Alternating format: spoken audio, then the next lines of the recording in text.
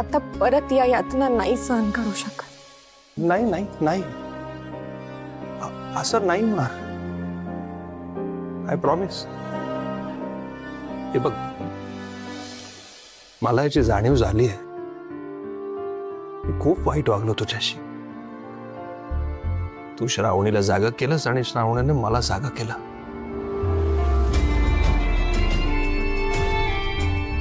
खूप चुकीचा वागलो मी तुझ्याशी,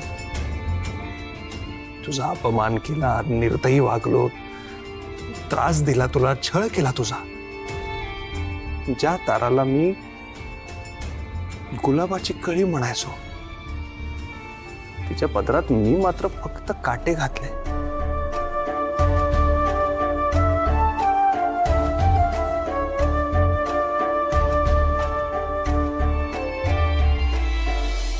मला माहिती आहे मी माफ करण्यापलीकडचं वागलोय।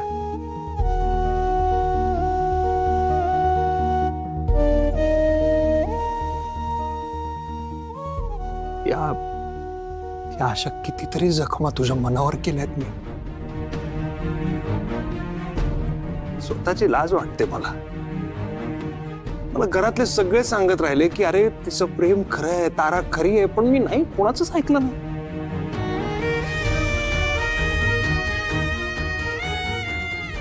माझ्या रागाचे निखारे उधळत राहिलो तुझ्यावर, रागाच्या काचांवर तुला चालायला लावलं, पण तू त्या निखाऱ्यांना फुलं समजून झेलत राहिलीस, त्या काचांवर पायघड्या समजून चाललीस तू।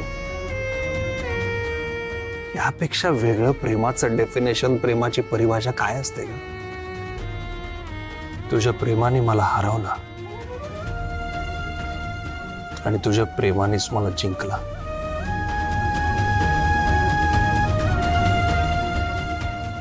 श्रेयस, मी तू माझ्याशी चुकीचं वागलीस, माझ्यापासून गोष्टी लपवून ठेवल्यास म्हणून राग राग करत राहिलो तुझा। हे सगळं माहित असूनही की मी आजारी असताना तू माझी किती काळजी घेतलीस। सगळे सांगत होते मला की तिने आईच्या मायेने तुझी काळजी घेतली। जर तू माझी तेव्हा काळजी घेतली नसतीस तर कदाचित आज मी या जगातही नसलो असतो।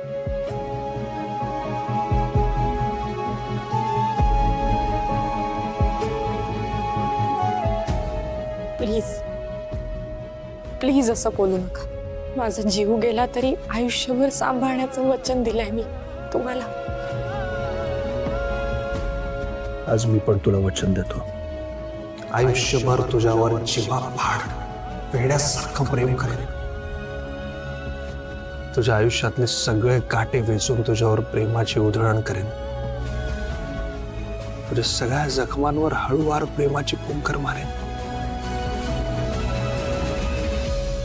एक गोष्ट राहून राहून माझ्या मनात येते सारखी, काय? हे सगळं तुम्हाला लग्नाच्या आधी का नाही सांगितलंस? ते अर्धवट लिहिलेलं पत्र, ते काय काय होतं ते सगळं? या सगळ्या प्रश्नांची उत्तरं मिळतील तुम्हाला, पण मला थोडा वेळ द्या प्लीज। आता जर मी तुम्हाला हे सगळं सांगितलं तर तुमचा विश्वास नाही बसणार। मला थोडा वेळ हवा आहे। तुला हवा तेवढा वेळ घे, आणि तुम्हाला काही सांगितलं नाहीस ना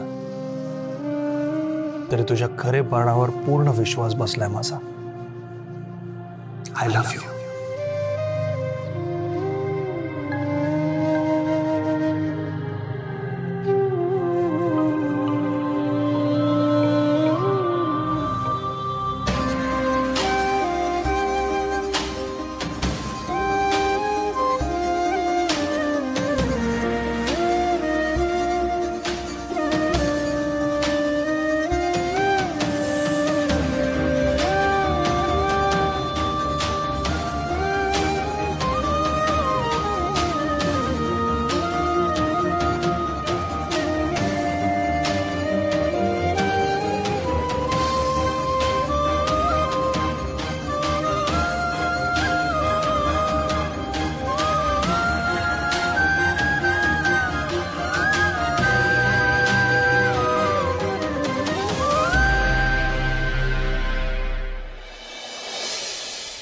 ही श्रावणी कुठे राहिली आहे? का चांगला प्लॅन सुचलाय? कधी येईल काय माहिती। हा हा प्लॅन वर्क व्हायलाच पाहिजे, नाहीतर अरे श्रावणी कुठे? श्रावणी, अगं कुठे होतीस तू आणि किती वेळ लावला यायला? काही नाही, जरा कामात होते, बाकी काही नाही. ते ठीक आहे, जाऊ दे. ऐक ना, माझ्याकडे एक प्लॅन आहे. कोणता प्लॅन? आपण आजीला कुठेतरी बाहेर घेऊन जाऊया, देवळात वगैरे. तिथे तिला एक औषध देऊया. ते घेतलं की आजीला ती स्वतः काय करते हेच कळणार नाही. म्हणजे माझा एक मित्र आहे जो या सगळ्या प्रकारच्या औषधांमध्ये डील करतो. आपण आजीला तेच देऊया आणि तिथंच देवळात प्रॉपर्टीच्या पेपर्सवर आजीच्या साईन घेऊयात. हां, या सगळ्यातून मी बाहेर पडले आहे आणि आता मी कम्प्लिटली वेगळा विचार करते. सांगू का याला? नको, इतक्यात नको, कारण नुसतं सांगून याला पटणार नाही. मला चटका बसला म्हणून माझे डोळे उघडले, पण याला भानावर यायला वेळ लागला. श्रावणी, अगं एवढा काय विचार करतेस? आणि हे काय, तुझा चेहरा का पडलाय? चांगला प्लॅन आहे ना? अच्छा, म्हणजे तुला प्लॅन आवडला नाहीये का? चांगली आयडिया नाहीये ही? अजिबात नाही. म्हणजे अगं श्रावणी, याच्यापेक्षा बेटर आणि सेफ वे शोधून सापडणार नाहीये. ऐक माझं. हे बघ, मला आता वेळ शोधायचाच नाही. म्हणजे हे बघ, मला असं वाटतं की आपण चुकतोय. श्रावणी, काय बोलतेस तू? अगं तुझं डोकं तरी ठिकाणावर आहे की नाही? मी बरोबर बोलते. आजींना ज्या कोणाच्या नावावर प्रॉपर्टी करायची आहे ना, ती त्यांना करू दे. आपण त्यात कुठलाही अडथळा निर्माण नाही करायचा. आणि मला श्रेयस भाऊजींवर पूर्ण विश्वास आहे की ते आपल्यावर अन्याय होऊ देणार नाही. आजीला जे करायचंय ते करू देत म्हणजे काय? काय बोलतेस तू? तू आता पलटी मारतीयस? श्रावणी, अगं आपल्या हक्कांचं काय? हं? त्यांच्यासाठीच भांडत होतो ना आपण. आता अचानक काय झालंय तुला? असं काय बोलतेस?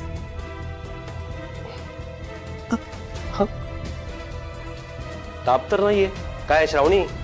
काय वेडी वगैरे झालीस का तू? नाही, उलट आता शहाणी झालीये मी. डोळे उघडलेत माझे. अक्षय, आपण आहे ना सगळ्या गोष्टी फक्त पैशात मोजत होतो आणि म्हणून नाती गंबून बसू. आपण फक्त हे असले प्लॅनिंग आणि कारस्थान करण्यात आपलं आयुष्य घालवतोय. जरा आठवून बघ, लग्नाआधीचे दिवस. आपल्याला आपल्या प्रेमाशिवाय तुझं काहीच दिसत नव्हतं.